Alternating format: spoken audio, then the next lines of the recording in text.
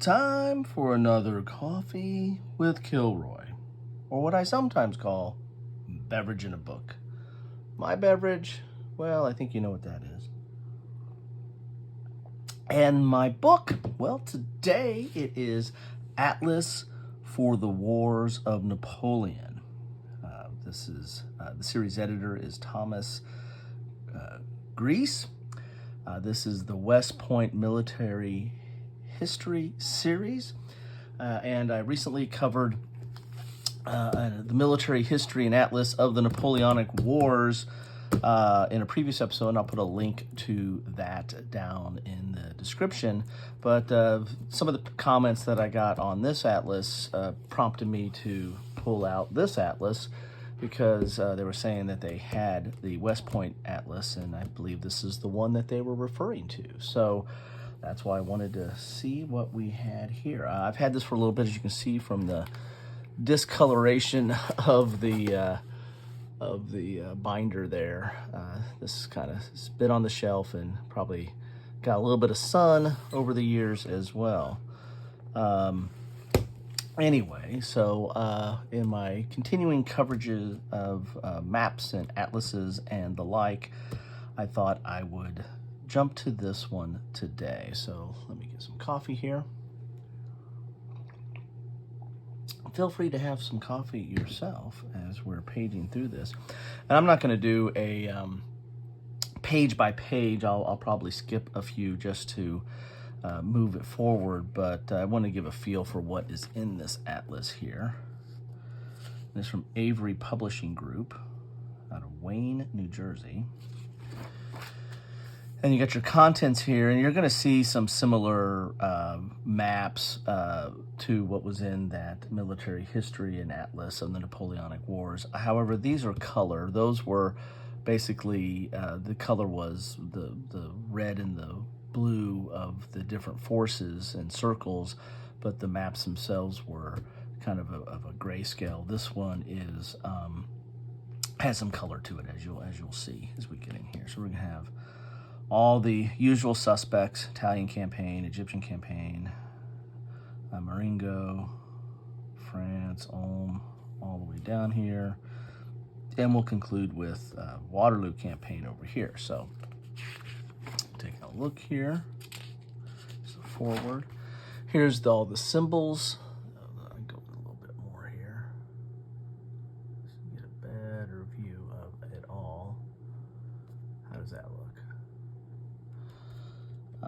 And so, as I said, this looks very similar to some of the stuff that I covered before, at least the way they're doing the notations and the symbols.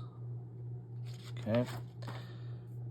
And here's the Italian campaigns. You can see you get some color here. They get a little bit of terrain features in here. You got outlines of countries or regions, and have some notes and stuff you have here. You still have the blue and the red for the different forces.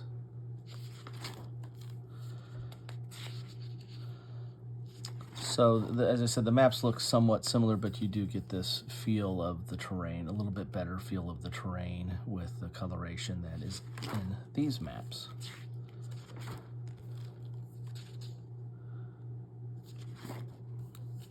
In fact, I haven't done a side-by-side, but some of these might be almost identical to some of those maps there. Here's the Egyptian campaign, as you see. Coming down here, have the naval battle of the Nile.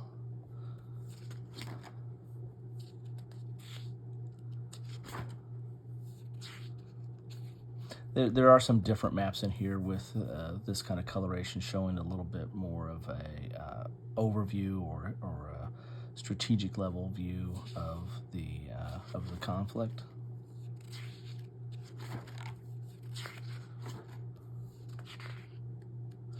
Ulm campaign here, which will lead to Austerlitz. It's interesting how they have a kind of gray scale here with the Alps. Better view there. Here's the Austerlitz campaign.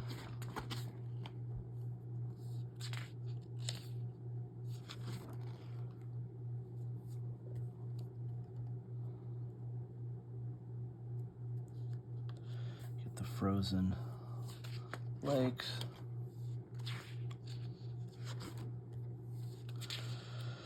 These look to show a little bit more of the detail of the battles than the other book.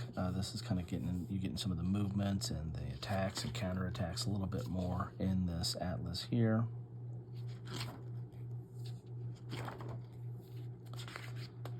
Jena.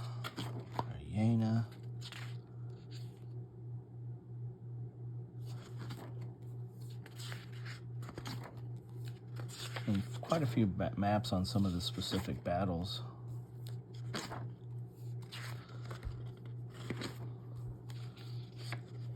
And then we're getting into the Spanish Ulcer, war on the peninsula here.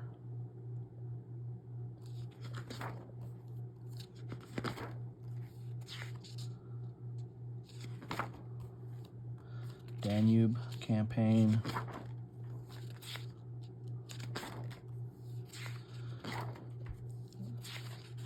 When we get to Leipzig, here's the Iberian campaign again. When we get to Leipzig, I think I might have shown some of these maps on the, I believe I did, when I did my Leipzig series a while back.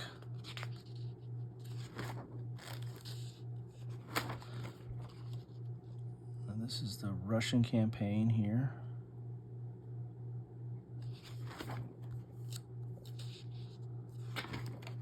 Wonder if we'll have an inset for Borodino. Nope, we didn't. Here's Leipzig campaign. A little bit of an inset of where the action's going to take place. This is definitely at a higher scale here. Showing some of the surrounding battles. Here we are starting to get a little bit closer into. Oh, that's it. That's all they covered. It's interesting. I thought they would go a little bit more of an inset map here. They kept it at this scale. Here's France. And then we get the Waterloo campaign.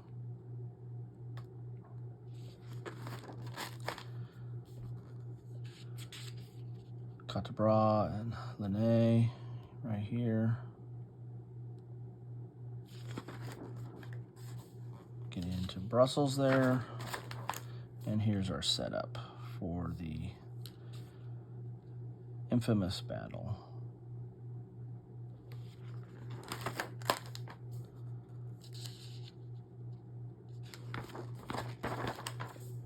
And here it is, engaged.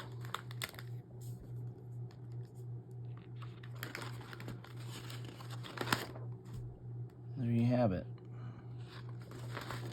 Europe under Napoleon, under monarchs. Interesting there.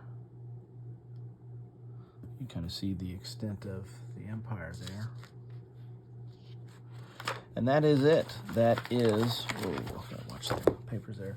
That is Atlas for the Wars of Napoleon on today's Coffee with Kilroy. Thank you so much for stopping by. Love to know your thoughts on this atlas or on the previous ones I've covered, or on atlases in general. Or do you like these segments? I like them because, well, I like using atlases and maps. I've kind of gone over this before, but one of my degrees is geography, so I've always had a fondness for maps and trying to understand what they show and what they don't show sometimes, but also using them in connection with wargaming. I'm trying to understand the engagement and understand the battle. I think these are, very useful in like miniature gaming, especially the more inset maps that go into, where the forces are located and then going down to the specific units. I think that's very useful for miniature wargaming, or would find it very, very useful for miniature wargaming. But even for board wargaming, I mean, we look at a lot of maps that have hexes on it or grids and pushing counters around that. So I always like to see it in a different perspective, and especially if it's a map that was used during the time period. I find those instructive as well to understand what those leaders were seeing at that time. But your mileage may vary. I mean, I don't know if you like these segments or not, but feel free to leave a comment in there. I'm not, my feelings won't be hurt if you don't like these segments, or if you want to see more of them. I do have more atlases, many more atlases. I have a lot of books and more maps. If you want me to continue covering this, I probably will. But love to know your thoughts on it.